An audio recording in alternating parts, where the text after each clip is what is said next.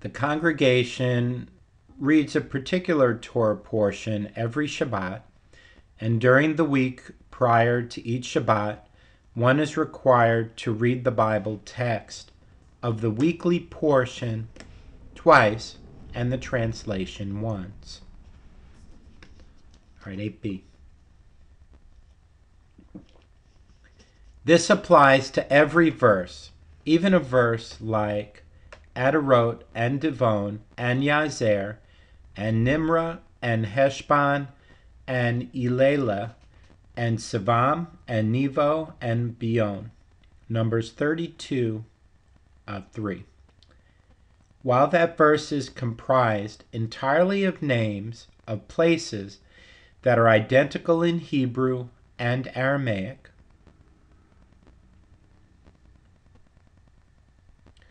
one is nevertheless required to read the verse twice, and its translation once, as one who completes his Torah portions with the congregation is rewarded that his days and years are extended.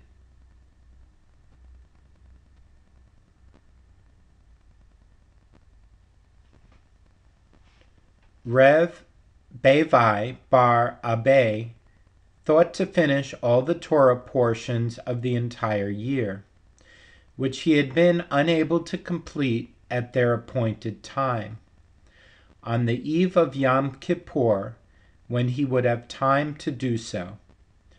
But Haya bar Rav of Difti taught him, "It is written with regard to Yom Kippur, and you shall afflict your souls on the 9th day of the month in the evening. From evening to evening you shall keep your Sabbath." Leviticus 23:32.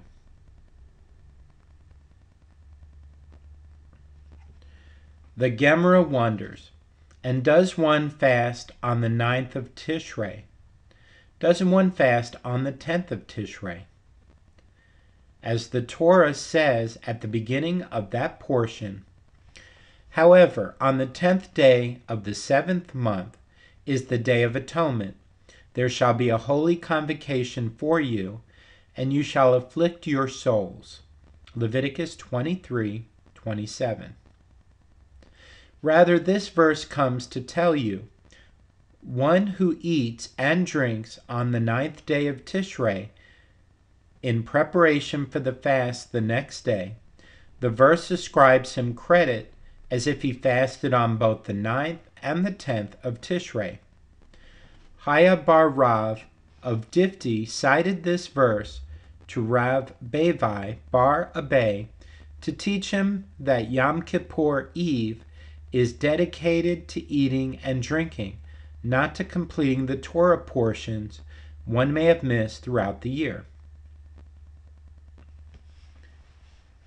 When Rav Bevi heard this, he thought to read the Torah portions earlier, before they were to be read by the community. A certain unnamed elder told him, "We learned, as long as one does not read the Torah portions earlier or later than the congregation, one must read them together with the congregation."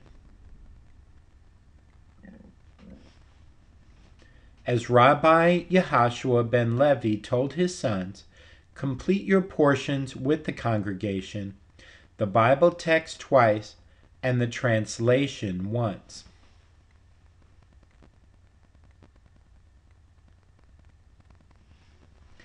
He also advised them, "Be careful with the jugular veins," in accordance with the opinion of Rabbi Yehuda, as we learned in a Mishnah with regard to the laws of ritual slaughter.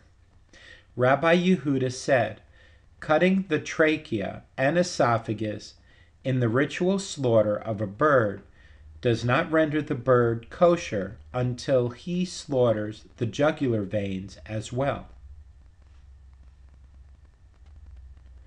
While this is not halakhically required, it is appropriate to do so to prevent significant amounts of blood from remaining in the bird.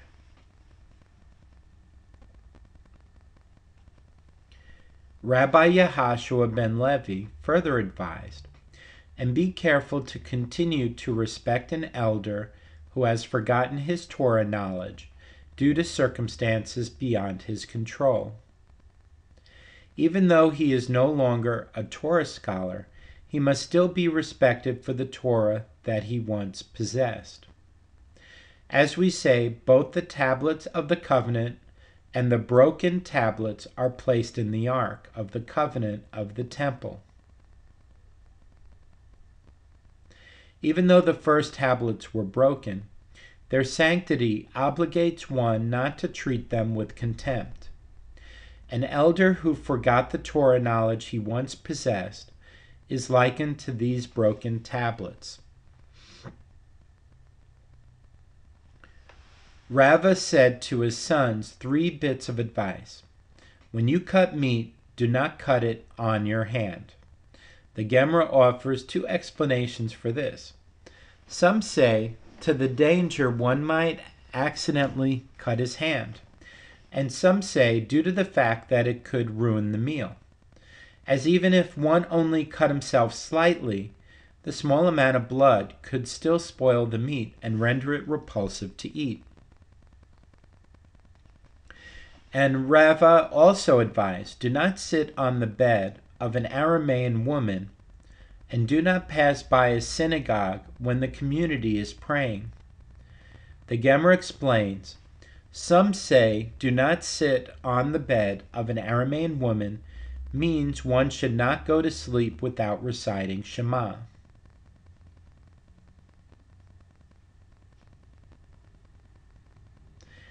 As by doing so, it is tantamount to sleeping in the bed of a non-Jew, as his conduct is unbecoming a Jew. Others say this means that one should not marry a woman who converted, and it is better to marry a woman who was born Jewish.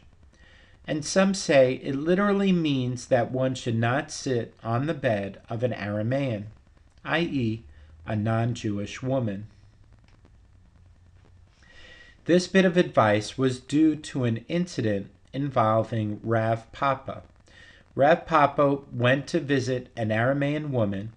She took out a bed, and she said to him, "Sit." He said to her, "I will not sit until you lift the sheets covering the bed." She did so, and they found a dead baby there. Had Rav Papa sat upon the bed, he would have been blamed for killing the baby. From that incident, the sages said, one is prohibited from sitting on the bed of an Aramean woman.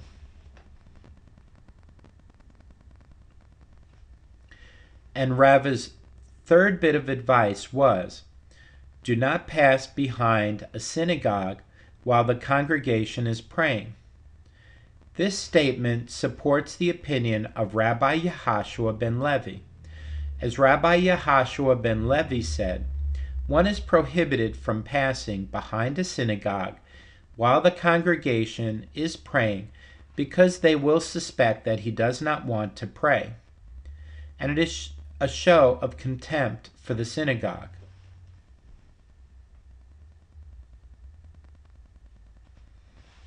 Abai introduced several caveats to Rabbi Yehoshua ben Levi's statement and said, we only said this prohibition if there is no other entrance to the synagogue. But if there is another entrance, since it is possible that he will simply use the second entrance, they will not suspect him, and the prohibition does not apply.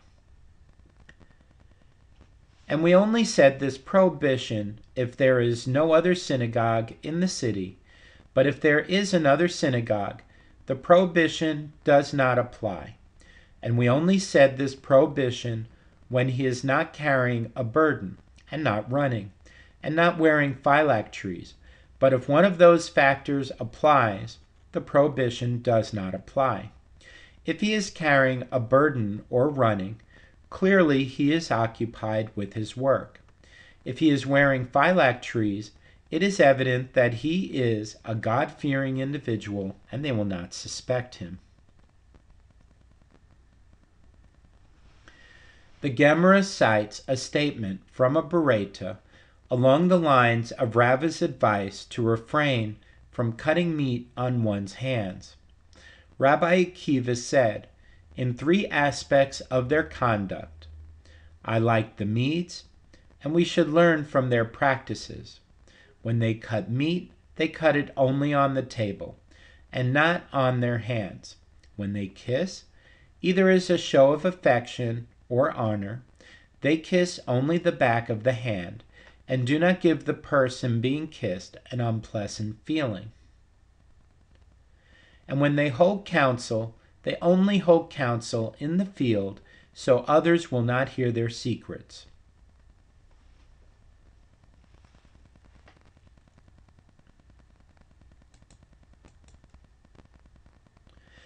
Rav Adabar Ahava said, from what verse is this derived?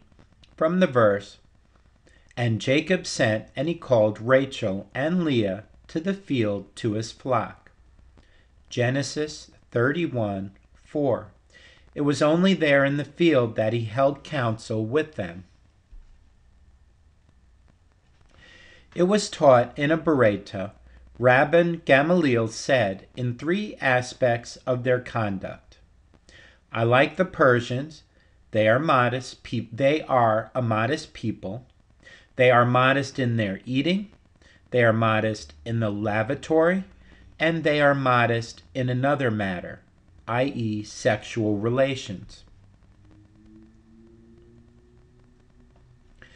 While they have been praised here regarding certain specific aspects of their conduct, the Gemara proceeds to offer another perspective on the Persians based on a verse describing the destruction of Babylonia at the hands of the Persian and Median armies.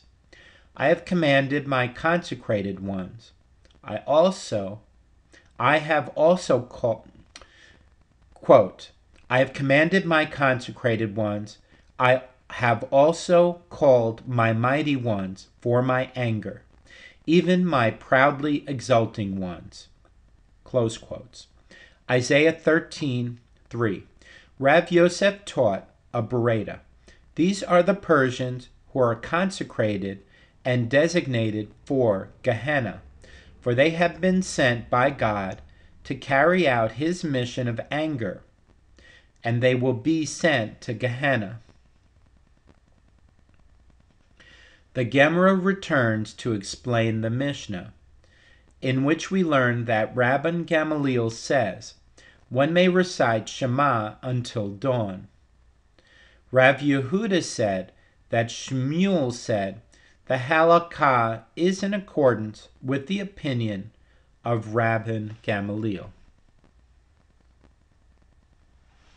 It was taught in a Berakhot based on Rabban Gamaliel's ruling. Rabbi Shimon ben Yochai said, at times one recites Shema twice at night.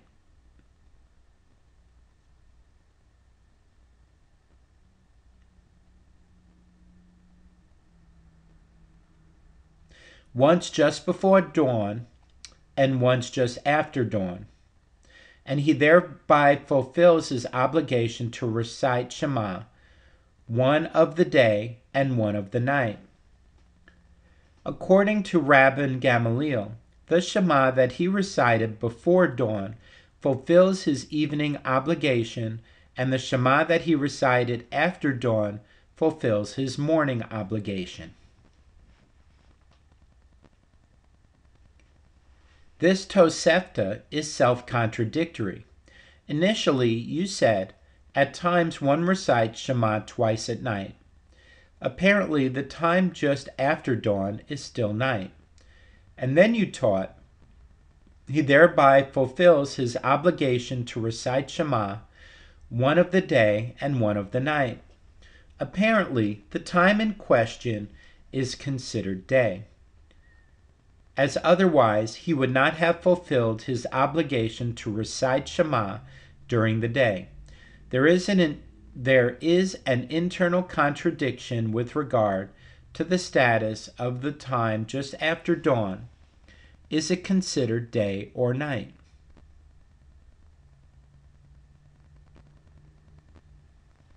The Gemara answers, no. There is no contradiction. Actually, the time just after dawn, when it is still dark, is considered night, and the fact that it is referred to here as day is because there are people who rise from their sleep at that time, and if the need arises, it can be characterized as bekumeka, when you rise, despite the fact that it is still night. Rav Aha bar Hanina said that Rabbi Yehashua ben Levi said, the halakha is in accordance with the opinion of Rabbi Shimon ben Yochai. Some teach this statement of Rav Aha bar Hanina, in which he ruled that the halakha is in accordance with the opinion of Rabbi Shimon ben Yochai. With regard to this halakha, which is stylistically similar to the previous halakha, as it was taught in a bereta that Rabbi Shimon ben Yochai said in the name of Rabbi Akiva, at times one recites Shema twice during the day, once just before sunrise and once just after sunrise, and he thereby fulfills his dual obligation to recite Shema, one that he recites after sunrise, Shema of the day, and one that he recites before sunrise, Shema of the night. This bereta is self-contradictory. Initially you said, at times one recites Shema twice during the day. Apparently the time just before sunrise is considered day. And then you taught, he thereby fulfills his dual obligation to recite Shema, one of the day and one of the night. Apparently, the time in question is considered night, as otherwise he cannot thereby fulfill his obligation to recite Shema during the night.